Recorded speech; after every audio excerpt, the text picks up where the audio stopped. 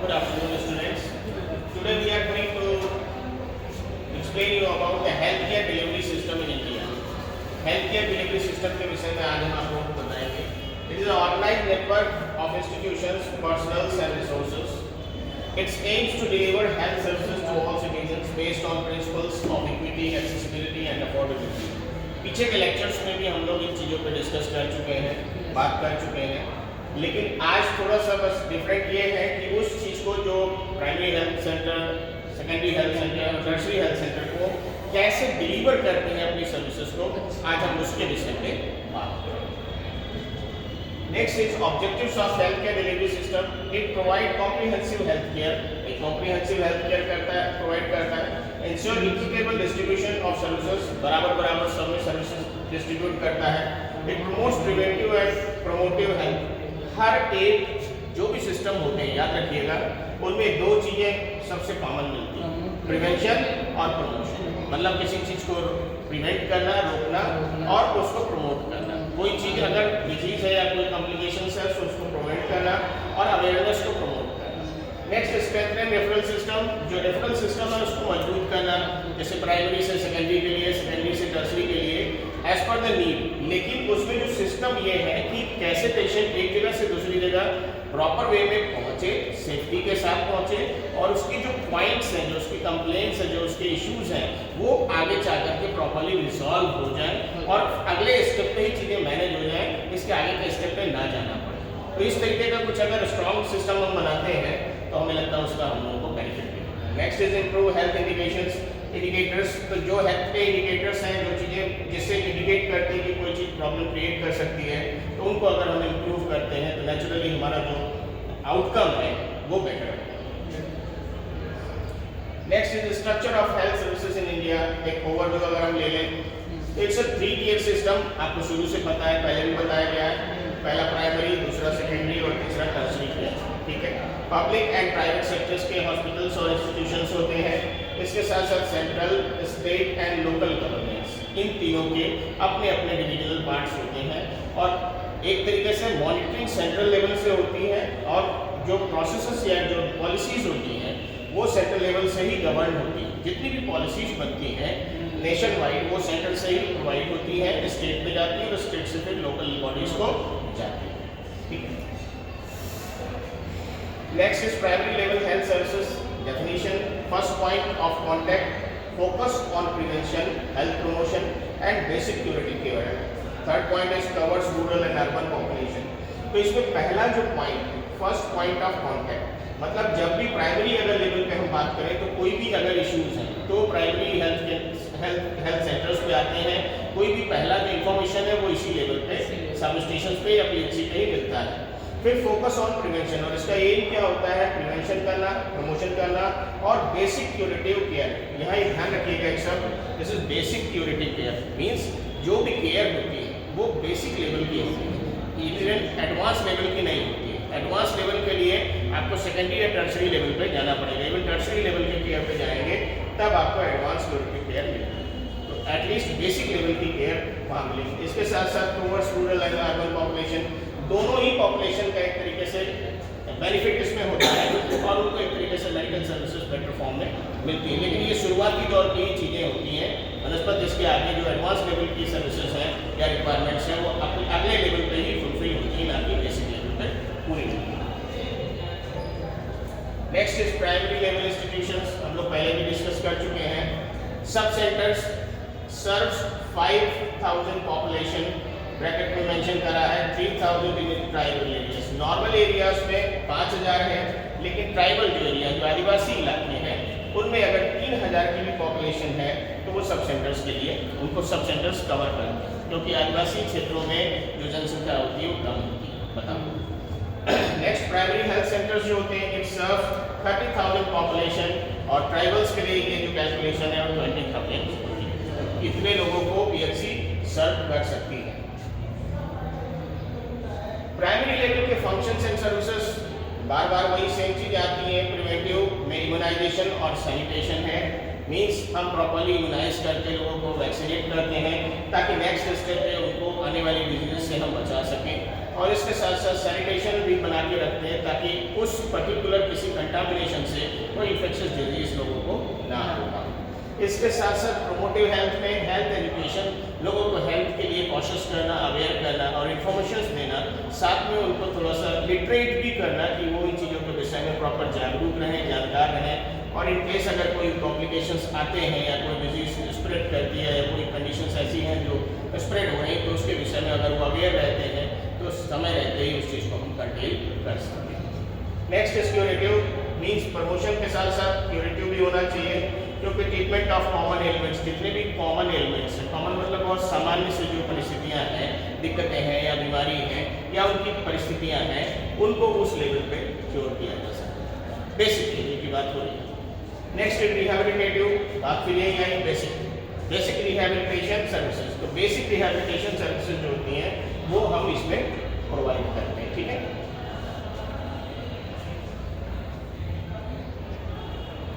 Next is secondary level health services. इसमें first referral level, जो पहले लेवल पे रेफर हुआ प्राइमरी से सेकेंडरी के लिए जाएगा तो फर्स्ट से ही तो रेफरल होगा। तो फर्स्ट रेफरल लेवल है प्रोवाइड स्पेशलिस्ट सर्विसेज। तो जो सेकेंड लेवल पे जाएगा तो वहाँ पे पेशेंट को स्पेशलाइज सर्विसेज मिलती हैं, अलग अलग डिपार्टमेंट्स में सर्विसेज मिलती हैं। And supervise and support primary level. इसके साथ साथ जो सेकेंडरी लेवल का जो इंस्टीट्यूशंस होते हैं वो प्राइमरी लेवल के इंस्टीट्यूशंस को सुपरवाइज करते हैं, एक तरीके से उन पर निगरानी रखते हैं और उनको दिशा निर्देश भी दिया करते हैं समय के साथ। और साथ में सपोर्ट प्राइमरी लेवल, अगर इन केस नीड होती है, कोई ऐसी नीड पड़ती है जो प्राइमरी लेवल पे सपोर्ट करना है, तो सेकेंडरी लेवल से ही सर्विसेज जो है उनको प्रोवाइड की जाती हैं या उनको सपोर्ट चाहे ह्यूमन रिसोर्स की हो, चाहे किसी मेडिकल फैसिलिटी की हो, या किसी तरीके का अगर कोई कंटिजेंसी क्रिएट होती है, कोई इमरजेंसी क्रिएट होती है या कोई मास इफेक्ट होता है, उस स्टेट में भी बेसिक लेवल पे इसी लेवल से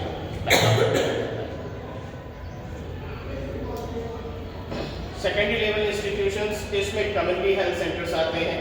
इट सर्व्स 1,20,000 पॉपुलेशन, मतलब 1,20,000 तक की पॉपुलेशन के लिए CHC अनिवार्य होती है, उतने तक को ये कवर कर सकती है। इसके साथ साथ district hospitals that provide multi speciality care, और कम्युनिटी हेल्थ के सेंटर के साथ भी डिस्ट्रिक्ट हॉस्पिटल्स भी डेवलप होते हैं, वो बड़े लेवल पे होते हैं और वहाँ पे मल्टी स्पेशलिटी केयर जो है पेशेंट को दी जाती है। एक नहीं, डिफरेंट टाइप ऑफ डिपार्टमेंट्स होते हैं, उन सारे डिपार्टमेंट्स में अलग अलग हेड ऑफ डिपार्टमेंट्स होते हैं, अलग अलग नर्सिंग प्रोटोकॉल होता है। इसके साथ साथ पूरा बैकअप सिस्टम साथ में चलता है। तो अगर इस तरीके से सारी चीज़ें मैनेज होती हैं तो एक ही छत के नीचे सारे डिपार्टमेंट्स के पेशेंट्स को हम हैंडल कर सकते हैं। इसके फंक्शंस क्या होते हैं? स्पेशलिस्ट कंसल्टेशन, इसमें जो होंगे सेकेंडरी लेवल पे आपको स्पेशलिस्ट कंसल्टेशन मिलेगा।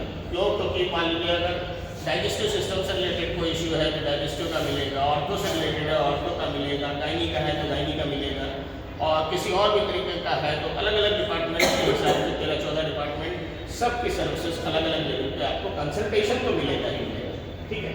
नेक्स्ट इमरजेंसी सर्विसेज, इसके साथ साथ इमरजेंसी की भी सर्विसेज, वहाँ चूँकि डिपार्टमेंट सारे हैं इसलिए इमरजेंसी सर्विसेज रिसीव की जाती है और दी जाती है।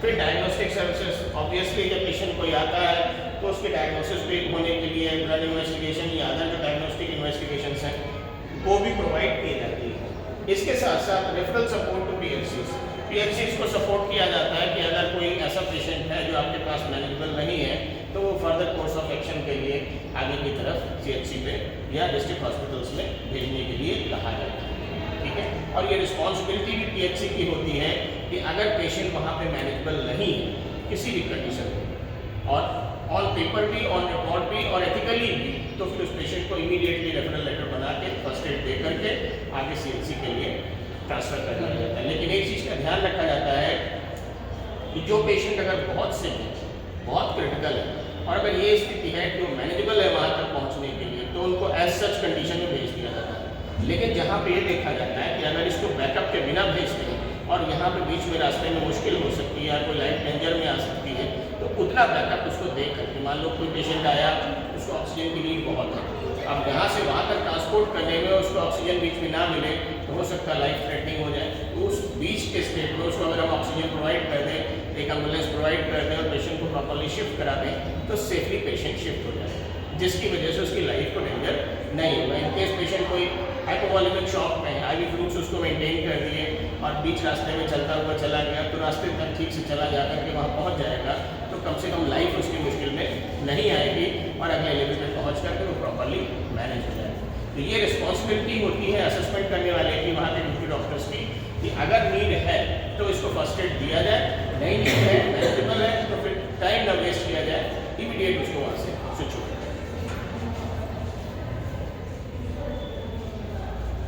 Next is tertiary level health care services. इसमें क्या है, एडवांस लेवल ऑफ केयर। यहाँ पे अब जो होता है एडवांस लेवल ऑफ केयर आता है, साथ में हाईली स्पेशलाइज्ड हो। वहाँ पे स्पेशलाइज्ड था, लेकिन यहाँ पे स्पेशलाइज्ड से भी अबव लेवल का highly specialised and focus on teaching, training and research. ये तीनों एस्पेक्ट होते हैं टर्शियरी केयर में। तो ये ध्यान रखना है कि पढ़ाने का भी होता है, फैकल्टी को समझाने सिखाने का भी होता है, और रिसर्च वर्क भी होता है, क्योंकि जो भी डेटा कलेक्शन होता है केस के अकॉर्डिंग, वो आगे चल करके उस केस के लिए एक स्पेसिफिक स्टडी का फॉर्म लेती है, और उस स्पेसिफिक स्टडी को ही आगे चल करके उसके बेसिस पे नई पॉलिसीज बनाई जा सकती हैं कि इस क्षेत्र में इस तरीके की मुश्किलें आती हैं, तो इसके लिए क्या नई नीतियाँ बनाई जाए जिससे आने वाले समय में ये मुश्किलें इस क्षेत्र में ना आए। इसलिए ये तीनों चीज़ों की जरूरत है। सर जैसे उसमें आप बताएं कि जरूरी रहे, जैसे पेशेंट को जितनी नीड रहे उसके हिसाब से भेजें। जैसे अगर पेशेंट लग रहा है कि पेशेंट की डेथ हो जाएगी, तो क्या उसे आगे भेजा जाए या ना? अब उसमें बेसिक अच्छा क्वेश्चन है। उसमें बेसिकली क्या देखा जाता है कि असेसमेंट इंपॉर्टेंट होता है। क्लिनिकल असेसमेंट पेशेंट का देखा जाता है कि अभी इसकी स्टेट क्या है। एक्चुअली इसमें भी एक असेसमेंट होता है, उसको हम लोग बोलते हैं GCS, that is called Glasgow coma scale. GCS assessment होता है। तो अगर जीसीएस असेसमेंट में अगर हमको जीसीएस में पेशेंट कोमेटोस नहीं मिला कि कोमा की स्थिति में नहीं है, तो फिर हम आगे बढ़ा सकते हैं। अगर कोमा की स्टेट में है तो फिर ये देखना होगा कि उसको फिर बैकअप सपोर्ट हम दे करके तब आगे बढ़ाएं, और उसमें भी चीज़ें साथ में एड ऑन करके कि भाई ज़रूरत हो तो उसको ट्यूब डाल करके और ऑक्सीजन के लिए मुंह से अटैच करके, ऑक्सीजन अटैच करके, आईवी फ्लूइड्स लगा करके, एक्सप्लेन करके, सिखा के, समझा के, बता के फिर आप उसको आगे दे सकते हैं। लेकिन एक्सप्लेन ये होता है कि रास्ते में भी कोई पॉसिबिलिटी हो सकती है। हम कोशिश बेहतर की करें, अगर हम समय से पहुंच जाएं तो हो सकता है कुछ आउटकम हो जाए, लेकिन अगर नहीं जाएंगे तो दैट इज श्योर कि हाँ हम होने जा रहे हैं मरीज को। सो इसलिए रूल ये कहता है कोशिश करनी चाहिए, लेकिन समझदारी से और बैकअप प्लान के साथ। ये बात हमेशा याद रखिएगा। आप गाँव कस्बे में जहाँ भी जाते हैं, आपका घर क्षेत्र जहाँ भी हो, उसको सबको यही बात बताइए कि आप सुविधा के साथ शिफ्ट करें मरीज को, बिना सुविधा के नहीं करें। क्योंकि बिना सुविधा के क्या है, ये पक्का है कि नुकसान हो सकता है। लेकिन अगर आपके पास ऑक्सीजन की भी सुविधा है, एम्बुलेंस की भी सुविधा है, और आप आईवी फ्लूइड्स और आईवी लाइन भी मेंटेन करके उसको पेटेंसी करके मूव कर सकते हैं, तो मुझे लगता है चांसेस आपके पास बेटर है। बनस्पत उसको खाली ऐसे एम्बुलेंस में डाल दिया और लेटा हुआ मरीज और लिए जा रहे हैं, कब पहुँच रहे हैं नहीं पहुँच रहे हैं, तो वहाँ फिर दिक्कत है। और कोई एक साथ में अगर टेक्नीशियन या स्टाफ मिल जाए तो मुझे लगता है बहुत हेल्पफुल है। और ये जरूर ध्यान रखना चाहिए, इसमें एक तरीके से कंप्रोमाइज़ नहीं करना चाहिए, ये बहुत ध्यान रखना चाहिए। और इसमें कोई समझौता करने की आवश्यकता नहीं। हाँ, अगर सारे रास्ते बंद हैं, कोई आपके पास अब रास्ते ही नहीं है तो बात अलग है, लेकिन अगर कोई भी रास्ता है कि जिसमें सपोर्ट मिल सकता है तो प्लीज़ सपोर्ट के साथ टर्शियरी लेवल केयर में जो इंस्टीट्यूशंस होते हैं, मेनली मेडिकल कॉलेजेस होते हैं, सुपर स्पेशलिटी हॉस्पिटल्स होते हैं जैसे एम्स, पीजीआई और निम्हांस एक्सेट्रा। इस तरीके के इंस्टीट्यूट्स हैं बड़े बड़े, ये national institute of mental health and ऑटोमेका, तो ये मेंटल हेल्थ के लिए बेंगलुरु में है, ठीक है। तो ये संस्था पीजीआई और एम्स आपको पता ही है, एम्स पूरे भारत में ही सब जगह अवेलेबल है। National institute of medical health and neuro sciences, ठीक है, neuro science, NS means neuro science. Next is tertiary level functions and services. इसमें advanced diagnostics, specialised treatment, research and training and national health programme support, ये चारों चीज़ें mainly इसके functions होते हैं। Advance diagnostic, अलग जो डायग्नोस्टिक स्टेटस होगा वो एडवांस होगा। स्पेशलाइज्ड ट्रीटमेंट, स्पेसिफिक अलग अलग डिपार्टमेंट का अलग अलग कंसल्टेंट आपको अलग अलग लेवल पर ट्रीटमेंट देता है। Next is research and training. जो भी पेशेंट आता है उसकी एक तरीके से केस स्टडी होती है, उसमें सारे पैरामीटर्स उसके असेस किए जाते हैं, डॉक्यूमेंटेशन किए जाते हैं और डे टू डे का उसका रिकॉर्ड्स किया जाता है, पूरा मेडिकल रिकॉर्ड उसका बनता है और वो आगे पेशेंट के डिस्चार्ज होने के बाद आगे के डिपार्टमेंट्स को भेज दिया जाता है स्टडी और उसके बेसिस पर फिर आगे प्लान। और साथ में स्टाफ की ट्रेनिंग, जो भी उस लेवल पे स्टाफ ज्वाइन होते हैं उनको सीनियर लेवल में जो स्टाफ है या डॉक्टर्स हैं वो ट्रेन भी करते हैं। Next national health programme support. तो ये जो अगर पूरा चेकआउट प्रोग्राम बनता है तो इससे कहीं ना कहीं आगे नेशनल हेल्थ प्रोग्राम को सपोर्ट करता है, उसी के हिसाब से आगे पॉलिसीज बनाई जाए। Role of health workers in community health. जो हेल्थ वर्कर्स होते हैं community health, they are the bridge between the community and health system. तो जो वर्कर काम करते हैं वो कम्युनिटी मतलब आपका जो समुदाय और स्वास्थ्य विभाग दोनों के बीच की कड़ी है ना। जैसे ANM है आपकी या आशा बहू है या आपके स्टाफ हैं, तो वो कहीं ना कहीं पब्लिक से डायरेक्ट ही है, तो उनसे दोनों तरफ की चीज़ें मिलती हैं, उधर से भी मिलती है और ये अपने सिस्टम में भी पूरी चीज़ें पहुँचाते हैं, तो जिससे क्या है एक तरीके से ये ब्रिज का काम करते हैं। Next deliver essential services. और ये जो वर्कर्स हैं ये इसेंशियल मतलब बहुत ही आवश्यक जो सेवाएं हैं वो पहुंचाते हैं।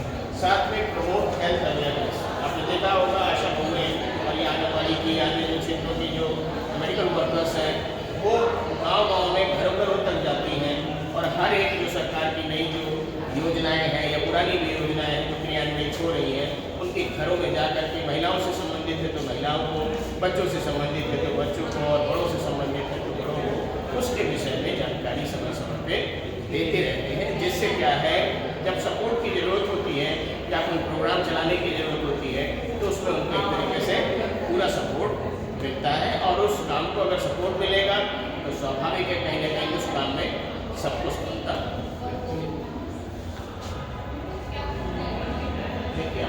Role of ASHA and other frontier workers.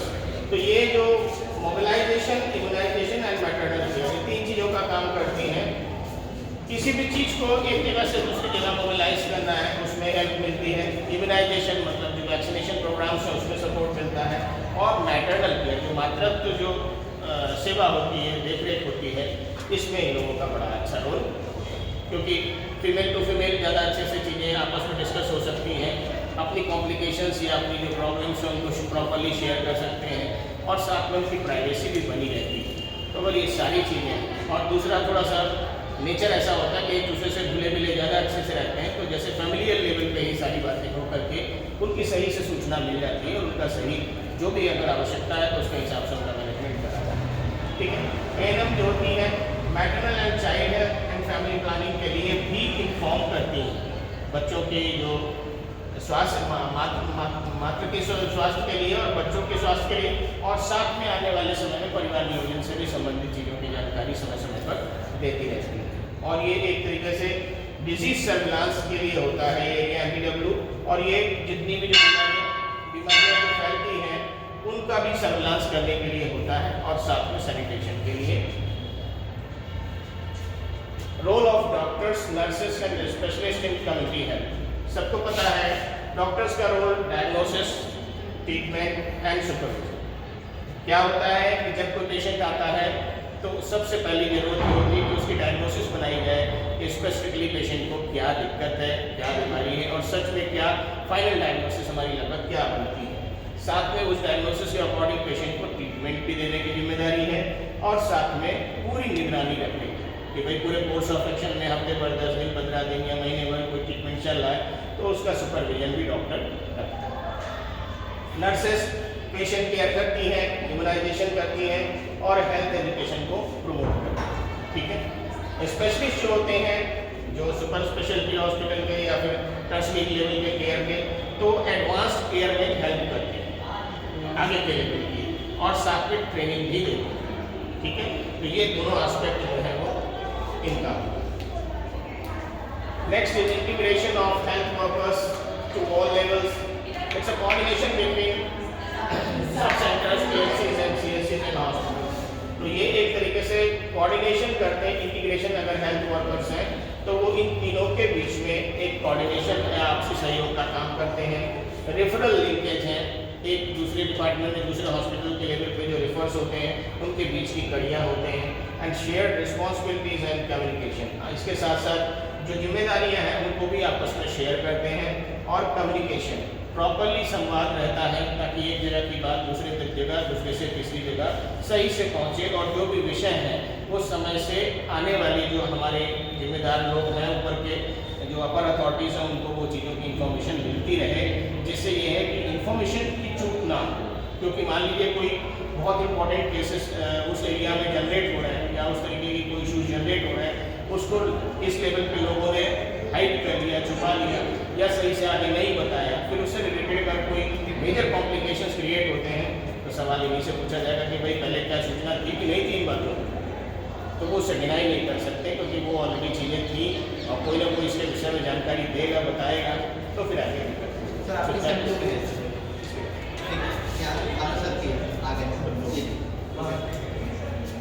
The challenges in healthcare delivery system in India, urban and rural disparity, shortage of trained personnel, infrastructure gaps and financial constraints.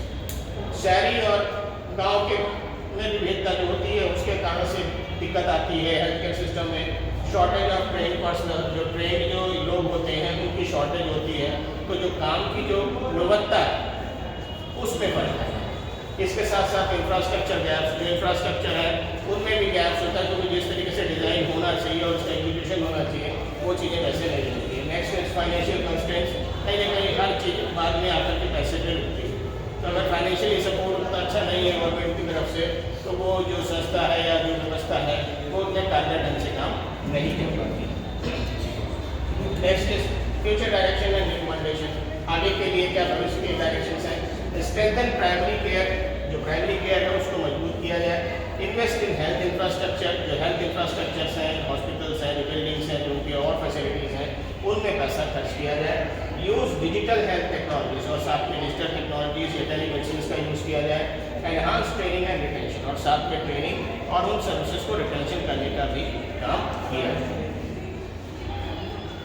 Next, conclusion and summary, अंत में यही कहना है India's health system is vast and evolving, बहुत बड़ा health system है और ये अभी इवॉल्व कर रहा है, ग्रो कर रहा है, ठीक है। Multi tier structure ensures comprehensive care, तो मल्टी टीयर अगर है प्राइमरी सेकेंडरी टर्सरी तो ये बहुत बड़े लेवल के केयर को मैनेज कर सकता है, उसकी आवश्यकता है। साथ में health workers are due to community wellbeing, तो हेल्थ वर्कर जो है इस कम्युनिटी हेल्थ वर्किंग के लिए एक तरीके से पूंजी के रूप में, की के रूप में। साथ में continued reforms, needs for universal health coverage, और इसके साथ साथ जो चीज़ें अभी सुविधाएं साधन व्यवस्था है उसको समय के साथ और विकसित करने की आवश्यकता है। अगर इसको विकसित किया जाएगा तो हम एक बहुत बड़े कैनवस पे, बहुत बड़े लेवल पे पूरे भारत में इस प्रोग्राम को चला सकते हैं और लोगों को एक बेहतर स्वास्थ्य और इस तरीके की सुविधा और साथ में उनको उनकी बीमारियों से लड़ने के लिए उनको क्षमताएँ भी दे सकते हैं और साथ में जागरूक भी कर सकते हैं कि उन चीज़ों की कंडीशंस को वो विन कर सकें और उस कंडीशन में उनको कोई मुश्किल भी ना आए। तो इस तरीके का पूरा सिस्टमेटिक एक डिलीवरी सिस्टम है जो हम परफॉर्म अगर करें या किया जाए तो नेचुरली कहीं ना कहीं इसके जो रिजल्ट हैं बहुत अच्छे मिलेंगे और इससे लोगों के ऊपर जो अभी स्वास्थ्य को लेकर के बहुत मुश्किलें होती हैं उसमें बहुत सहूलियत मिलेगी। लेकिन ये ज़रूरी है इस पूरे काम को निष्ठा से, ईमानदारी से और सही से किया जाए और इसके साथ साथ सरकार को और प्रशासन को और बाकी जो हेल्थ डिपार्टमेंट के अपर अथॉरिटीज़ हैं उनको भी इस पर ध्यान देना चाहिए कि जो नीचे लेवल के जो इशूज़ हैं उनको भी एड्रेस करने की जरूरत है ताकि छोटे से छोटे कर्मचारी की भी जो मुश्किलें हैं, जो परिस्थितियाँ हैं उनको भी ध्यान दे करके अगर हम टाइम से करेक्शन करते रहें तो सबका भला हो सकता है। ठीक है, थैंक यू सो मच।